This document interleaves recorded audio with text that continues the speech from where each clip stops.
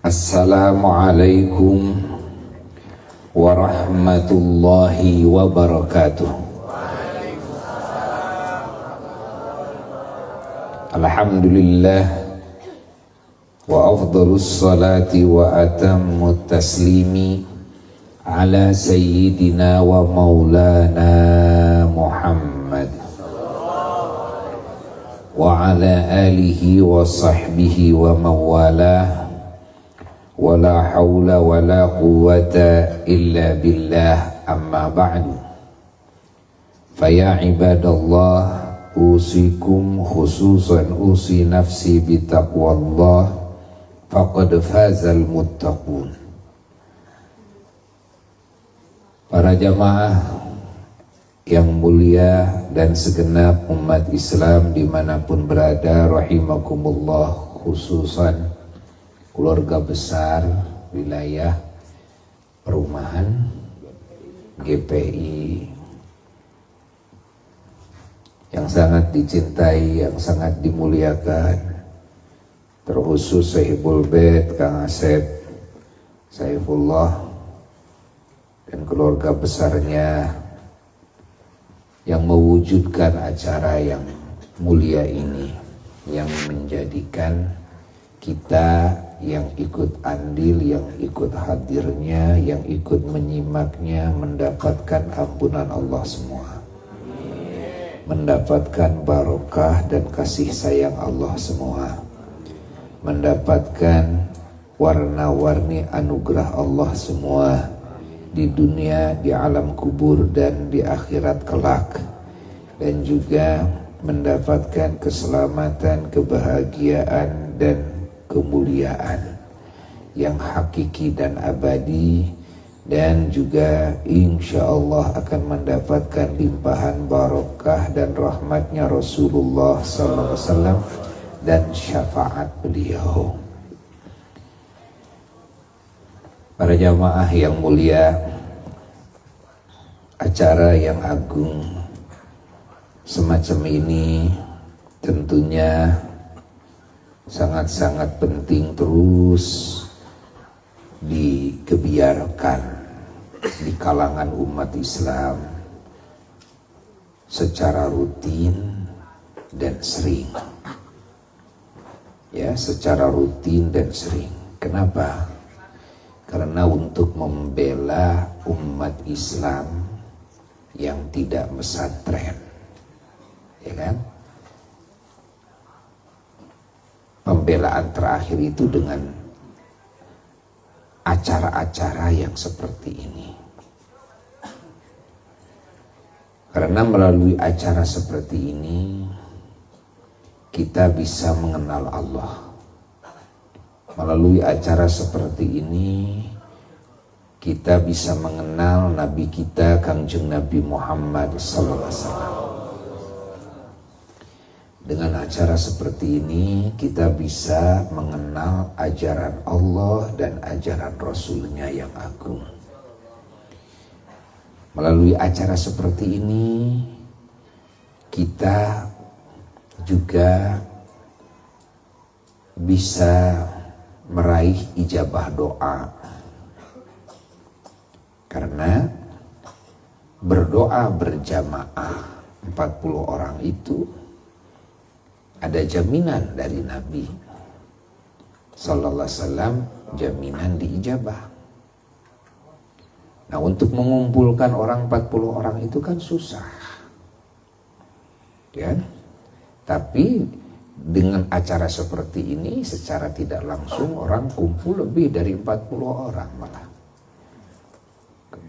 Lebih dari 100 orang malah, gitu kan? Bahkan seringkali terjadi acara seperti ini ribuan. Malah kalau berjamaah dengan yang menyimak lewat streaming, wah sangat banyak sekali. Ini hukumnya berjamaah, ya, walaupun hanya lewat streaming. Nah, doa bisa dikabul semua. Tanpa disadari akan banyak doa-doa kita yang dikabul.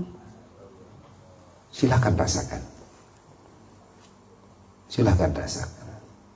Kalau kita sering duduk di majelis seperti ini, apalagi di situ ada seorang ulama, seorang soleh yang bisa menyampaikan kepada Allah, sudah semuanya ada di titik kebahagiaan dan keuntungan yang tidak bisa ternilaikan dengan dunia dan seisinya. Ampunan Allah bisa diraih oleh semua. Kita bisa tersambung kepada Allah, tersambung kepada baginda Rasulullah SAW. Maka majelis seperti ini harus sering diadakan, ya. Hadirkan ulama-ulama Allah, terutama ulama-ulama Allah yang betul-betul beliau-beliau mengenal Allah, mengenal Rasulullah SAW, yang dekat dengan Allah, dekat dengan Rasulullah SAW.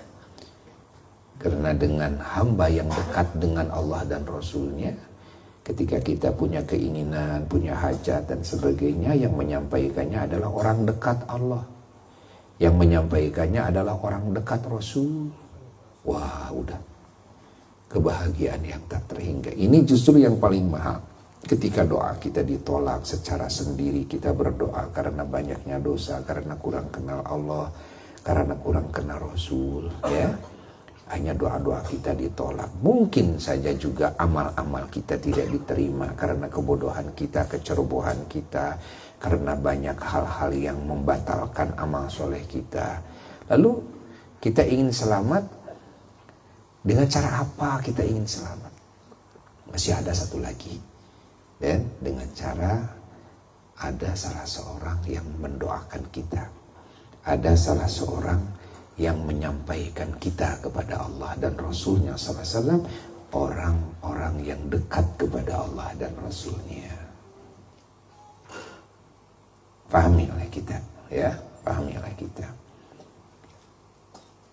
Maka Imam Zarnuji di dalam Ta'limul Muta'allim dan wasiat para ulama, para aulia semuanya, wasiatnya begini. Pertama-tama, kalau kita ingin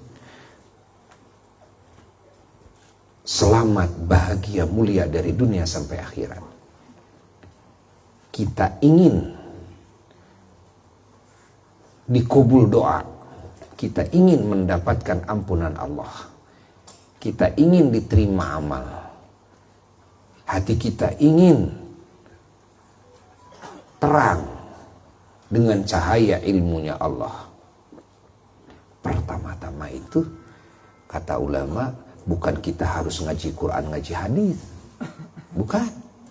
Buka Quran, buka hadis. Bukan. Hafal Quran, hafal. Bukan. Pertama-tama carilah orang alim ya, yang betul-betul dekat dengan Allah dan Rasulullah SAW. Udah itu. Carilah orang alim yang betul-betul dekat dengan Allah dan Rasulnya. Sudah. Meskipun kita tidak sampai, beliaulah yang akan menyampaikan. Meskipun doa kita ditolak, doa beliaulah yang akan dikabul untuk kita. Gitu kan? Meskipun kita karena kebodohan, karena kesalahan, kita tidak berhak mendapatkan nikmat dari Allah, tidak berhak mendapatkan surga. Tapi dengan doanya orang alim yang dekat dengan Allah dan Rasulnya, maka kita yang berhak celaka dirubah menjadi orang yang berhak mendapatkan keselamatan. Nah, ini langkah pertama yang dicari. Maka beruntung, seberuntung-beruntungnya orang yang dia punya guru, orang alim yang dekat dengan Allah, dekat dengan Rasulnya Sallallahu Alaihi Wasallam. Keuntungan yang luar biasa. Walaupun dirinya bodoh, walaupun dirinya durhaka, tapi kan nanti akan ada yang memintakan ampunan untuknya. Tapi kan nanti akan ada yang memintakan ijabah untuknya. Ya. Yang diijabah, ya iya orang alim tersebut yang diijabahnya, kan? Allah tidak melihat orang yang durhakanya, Allah tidak melihat orang yang bodohnya. Tapi yang dilihat oleh Allah, siapa yang mengusulkannya, siapa yang meminta kepadanya, itu kan? Itu yang akan dilihat oleh Allah. Jalla jalaluhu wahda. Maka kita harus terus merapat kepada para ulama, ya, jangan jauh dari ulama. Ingat, jangan menganggap amal kita yang bisa lebih dijagokan ketimbang doanya orang yang dekat dengan Allah. Jangan menganggap ilmu Quran, ilmu hadis yang ada di dada kita yang akan lebih menyelamatkan kita, meninggikan derajat kita, kan? Ketimbang doanya orang yang sudah kenal dengan Allah. Tidak. Doa orang yang sudah kenal dengan Allah itu jauh lebih berharga dari ilmu kita, jauh lebih berharga dari semua amal kita. Kenapa? Ilmu dan amal kita boleh jadi ditolak oleh Allah. Ingat, orang yang kenal dengan Allah dan Rasulnya sudah jelas kenal itu mah. Doa-doanya dikabul oleh Allah. Jangankan yang adat, yang khawarikil adat saja, dan itu akan dikabulkan oleh Allah Ta'ala dengan gampang, dengan enteng. Makanya dulu ketika apa almarhum ayahanda dipesantrenkan oleh apa ke Mama Eyang Cibabat, yang Raden Muhammad Kurdi radhiyallahu dipesantrenkan oleh Mama Eyang Bojong oleh ayahnya ke Mama Eyang Cibaduyut radhiyallahu an. Apa kalimat yang mengiang kan di telinga Buya? Apa cerita, sering cerita wasiat dari ayahnya, jadi Mama Eyang Bojong. Begini kata-katanya, ya, mak mah euy, bahasana gitu. Mak nyebatna teh Mama Eyang Bojong. Mak mah euy, teu hayang dipangbisakeun ngaji ku ilaing. Pan aneh. Teu hayang dipangbisakeun ngaji. Mak mah hayang dipanghidmahkeun ku ilaing ka guru ilaing. Kumaha disangakeun ka Ama Cibabat, kumaha disangakeun gitu kan ka Ama Cibaduyut. Teu hayang dipangbisakeun ngaji ku ilaing. Keun bae teu bisa ngaji ge. Kan? Tapi hayang dipanghidmahkeun bahasana kitu. Hidmahkeun tingali kebutuhan guru. Dan bisa eueuh suluh, dan bisa eueuh cai. Oh, naon kebutuhan guru? Sabab di mana guru anjeun geus nyaah, kan ka ilaing, kan? Geus sakitu maca. Di mana doa ilaing teu nepi, amal ilaing teu nepi, ilmu ilaing teu nepi, apan doa guru menepi. Sebab guru-guru ilaing wali wungkul, wali anu doana dikabul teh ku Allah, kan? Numawi apa mah di Cibabat ngurus kebona, ngurus dapurna, ngurus sawahna. Di Cibaduyut sami gitu. Dugi ka ku Ama Cibabat ku Buya Lon ku guru dipika deudeuh. Dipika cinta, ku Ama Cibaduyut dipika cinta. Belum ada sejarah orang nu dipika cinta ku Ama Cibabat, ku Ama Cibaduyut seperti apa. Dugi ka Ama Cibaduyut, upami bade ngaos enjing-enjing kieu bahasana teh putrana nyarios, putra ku anjeun nyarios ka Ama. Ama bade ngaos enjing-enjing ieu tos subuh enjing-enjing. Tanyakeun we ka Oha. Saurna dugi ka kitu. Mun cek si Oha mak kudu ngaji arek mah teh. Mun cek si Oha kudu ka kebon. Nya kumaha cek Oha we di ka kebon mah oge. Allah. Dugi ka jadwal ngaji, sampai jadwal ngaji aja gimana apa? Masya Allah. Masya Allah. Ketika apa sudah beres ngaji di Ama Cibaduyut, diperintah mukim buka pesantren tuh, ngajar itu langsung perintah Ama Cibaduyut. Seorang Ama Cibaduyut dan gera mukim ha seurna teh. tuluy kudu boga santri, tapi santrina teh kudu geus kolot santrina, ulah budak. Ditaroskeun ku apa teh. Naon margina kan kedah kudu kolot. Beda ari budak mah tara nyeret. Dan beda jeung kolot. Kolot mah nyeret gitu kan. Mun aya nu teu harti teh tuluy nyeret, budak mah sumun dawuh we tuluy gitu kan. Itu aya pun bapak teh nyarios ka Ama Cibaduyut. Kumaha kulan upami aya nu teu hartos dengan diseret ku murid tapi teh anu teu aya nu teu hartos, tanyakeun we ka kami saur Ama Cibaduyut. Saur pun bapak kumaha upami ama parantos nilar. Euneuk-euneuk we tutunggul kami.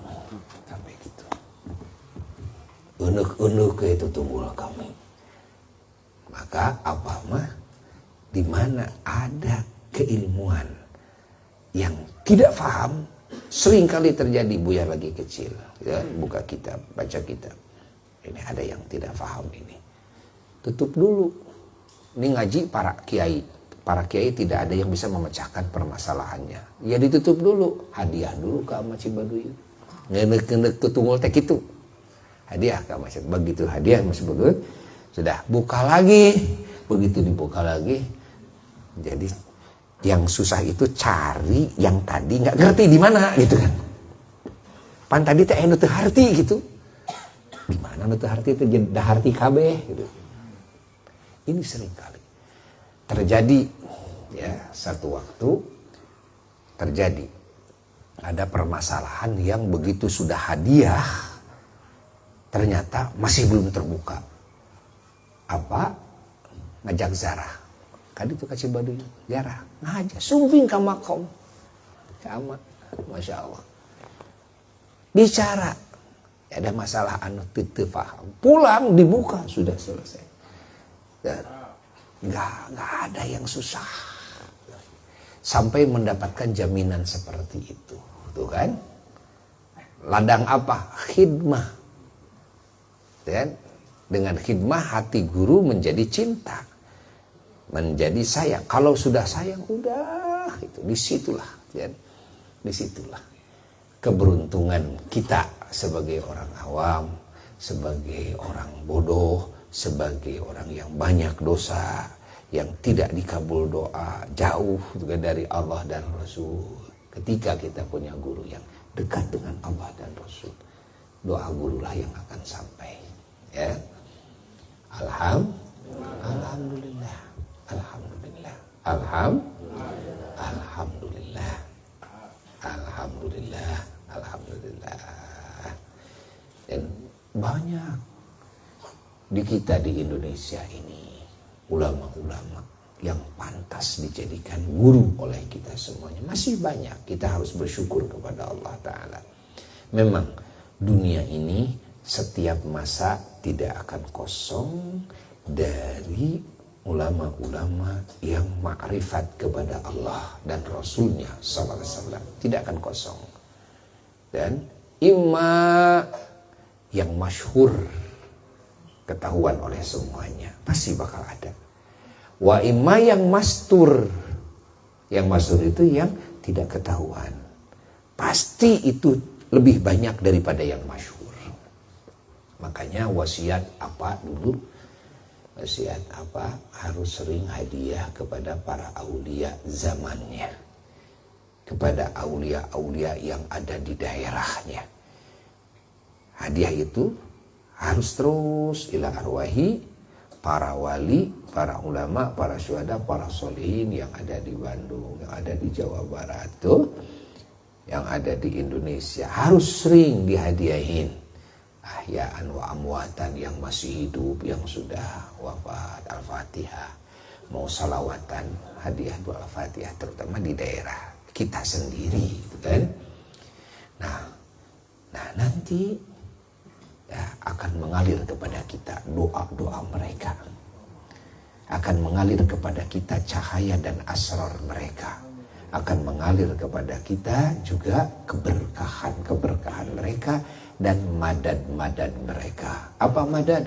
Madad itu pertolongan-pertolongan Allah yang Allah simpen di para kekasihnya.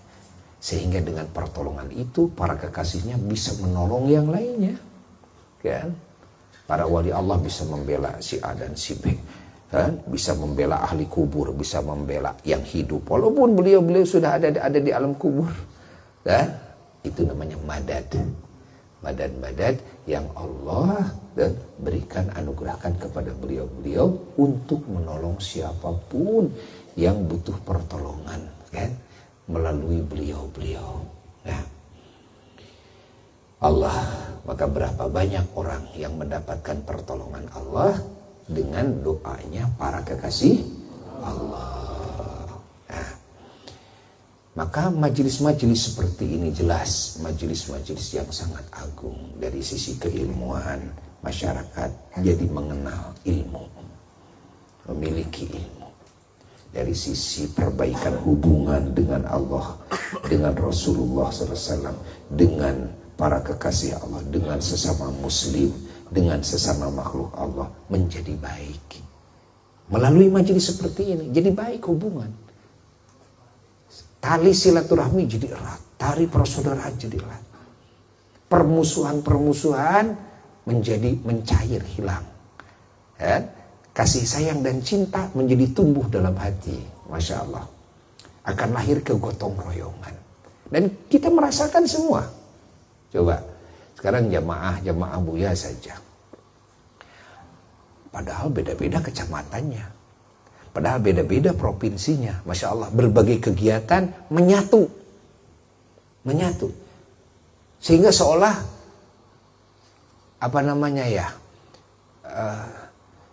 sudah terlupakan perbedaan sekat-sekat itu nggak masuk ke otak, nggak masuk ke pikiran. Anda provinsinya kan beda. Kamu kan, kabupatennya kan beda. Kamu kan kecamatannya beda, desanya beda. Terlintas nggak dalam pikiran kita perbedaan itu? Nggak terlintas, kan? Tapi kita bisa gotong royong. Coba yang kumpul di sini dari kecamatan, hanya kecamatan apa ini? Banyaran saja, tidak kan? Tapi kan tidak terlintas dalam pikiran itu. Masya Allah. Dan yang ada adalah kita semuanya hamba-hamba Allah, umat Kanjeng Nabi Muhammad. Sudah titik seperti itu, kan? Diikat oleh iman, oleh kecintaan, oleh ta'zim kepada Allah dan kepada baginda Rasulullah Sallallahu alaihi wasallam. Dan yaumul qiyamah pun juga nanti tidak akan membicarakan ini beda desa ya dengan ini beda kecamatan ya.